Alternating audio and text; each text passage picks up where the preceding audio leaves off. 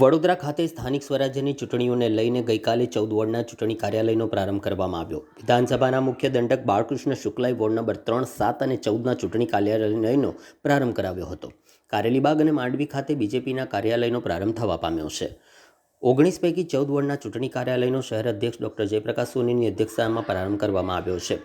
વિધાનસભાના મુખ્ય દંડક રાવપુરાના ધારાસભ્ય બાળકૃષ્ણ શુક્લાએ સ્થાનિક આગેવાનો, વોર્ડ પ્રમુખો, કાર્યકર્તાઓની સાથે વોર્ડ 3, 7 અને 14ના ચૂંટણી કાર્યાલયનો દીપ પ્રગટાવીને રિબિન કાપીને શરૂઆત કરી હતી.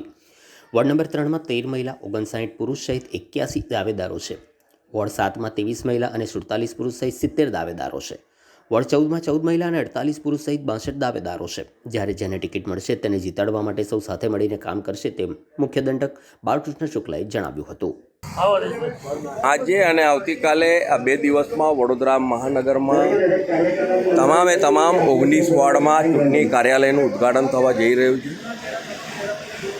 પાર્ટીના તમામ મુખ્ય કાર્યકર્તાઓ અલગ અલગ વિસ્તારોમાં આજે કાર્યાલયનું ઉદ્ઘાટન કરી રહ્યા છે.